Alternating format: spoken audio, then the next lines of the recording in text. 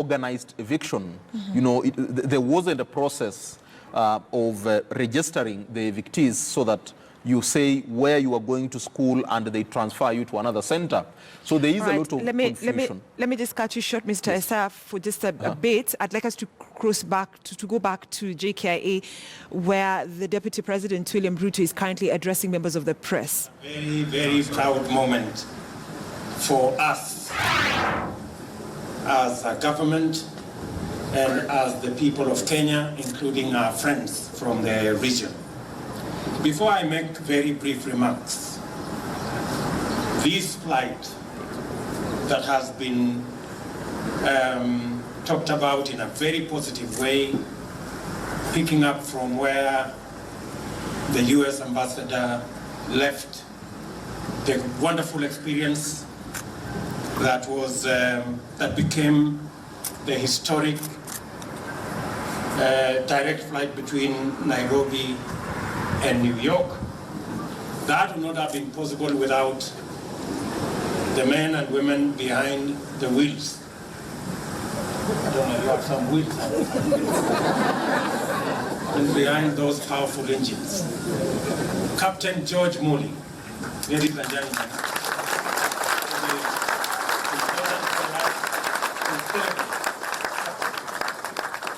To celebrate this great Kenyan for being part of this history and making it happen.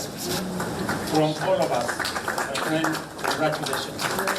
And I will ask George Muli to introduce members of this great team. Thank you very much, Your Excellency. Thank you, everybody.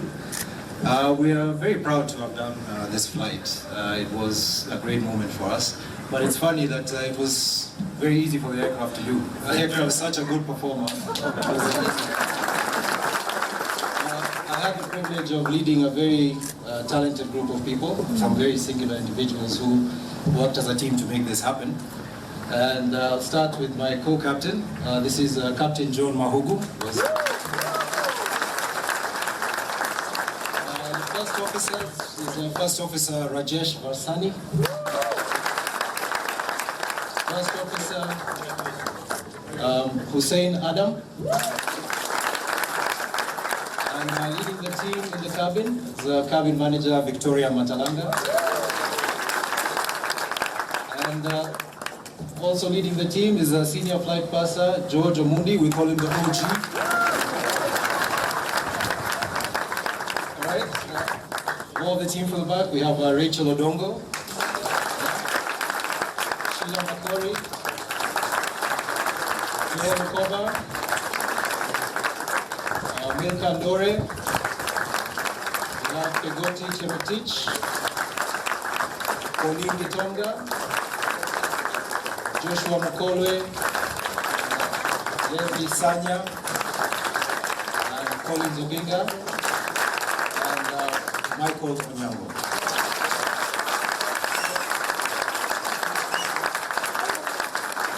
Good people, let us be upstanding and clap for these great people.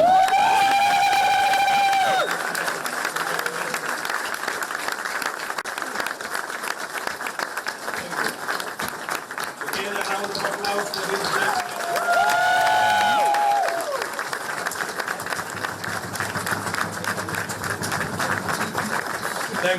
Thank you very much. Thank you, George, and your team. We are very proud of you that you made this happen. Please, you can take the seats. Thank you very much.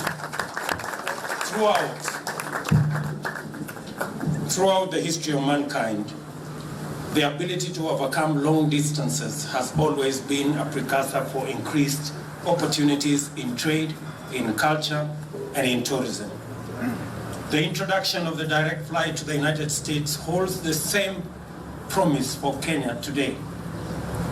In today's global economy, the reduction of flight time by about 10 hours is a game changer.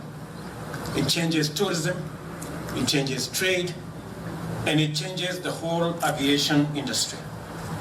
Deals can be made faster, tourists can travel more conveniently, and goods and services can reach their destination a lot sooner. I would like to congratulate the team of Kenya Airways and the Kenya Civil Aviation Authority for meeting the stringent conditions necessary to make this happen. This is indeed a moment of pride for Kenya and Eastern Central Africa. The United States of America is Kenya's leading tourist source market, accounting for 12% of all our arrivals, taking over from the UK that has been traditionally our tourist source. Last year, arrivals rose to 114,000, a 17% jump from 97,000 in 2016. This contributes to, as I said, 12% of all our total arrivals into the country. In the past 8 months, that is January to August this year, the US was still in the first position with 83,000 arrivals. We expect this to grow by between 15 and 20% by close of the year, meaning that we will move our tourist arrivals by an extra 20,000 persons traveling to Kenya from the US. The commencement of the direct flight between Kenya and the United States repositions Kenya as a more accessible destination for the American market. This is strategic because the US is one of the world's best performing outbound markets, according to the World Travel Monitor, and second largest source market in the world after China, according to the United Nations World Tourism Organization. Direct flights to the US will enhance JKA's stature as a regional hub airport and as the key gateway into the East and Central Africa. We expect the numbers of transit passengers to increase as well.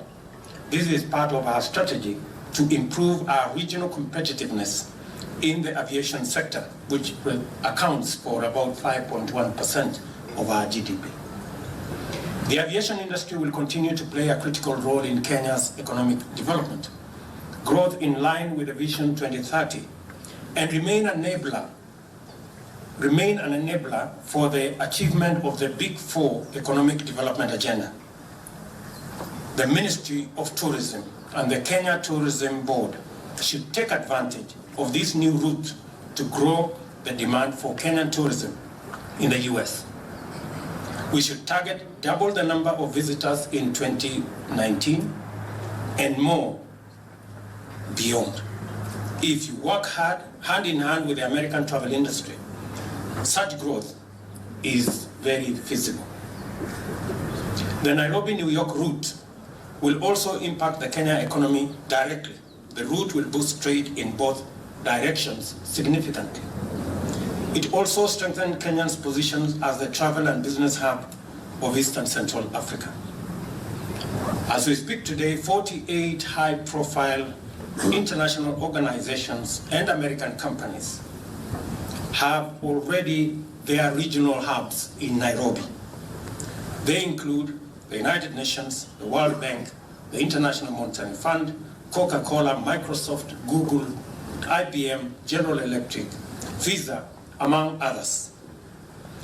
We definitely have room for more American investment and presence in Kenya, and the direct flight enhances our credentials on that front.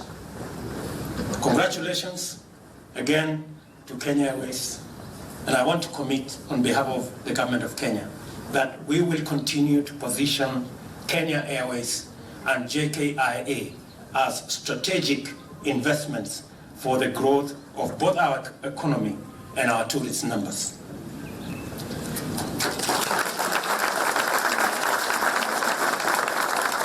I also want to encourage the Kenya Tourism Board to take advantage of the strategic positioning of Kenya and the obvious leverage that we have in the region. We should have, Mr. Chairman, we should have a very big billboard here saying, "Welcome home." This is the only destination in the whole world. It doesn't matter where you come from, whether you come from Asia, whether you come from Europe, whether you come from Australia, whether you come from wherever. Kenya is the cradle of mankind. This is the place where humanity began. And when we welcome anybody coming from anywhere in the world, we should proudly tell them, welcome home. Before they went, wherever they went, this was home. And Kenya Airways should have a very big welcome from wherever you'll be flying from, that we are proud to fly you home. Those people coming from all those other places. We must harness that potential. We must also tell every person coming to Kenya that this is the country where you can make history easily. And for the record, let me tell you a few facts. Maybe you might enrich your pamphlet. The current monarch of the UK became queen while in Kenya.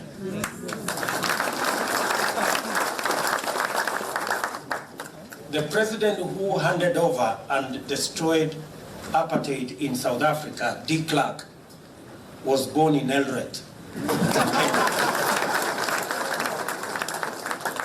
I don't have to say the relationship Kenya has with the first black American president, Barack Obama. And so, if you hang around Kenya long enough, you could just make history.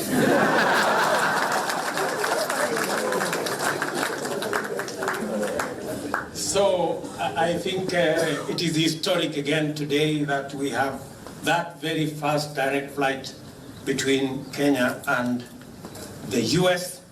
And I want to thank the men and women who made this possible and single out Bob Godek, who has taken this flight to and fro, one chair of Kenya Airways for doing the same, and all the other people who did this to make this happen. Again, to all of you, a very big congratulations. It is said, to whom much is given, much is expected. So, as we celebrate this event, Isaac Owondo and your team just know that you need to up your game. Customer experience is at the heart of any success in the travel industry. So we expect you to improve on the quality of service available, make immigration easier, let us leverage on technology to make visas much more readily available so that we can make the experience of coming to Kenya, or for that matter,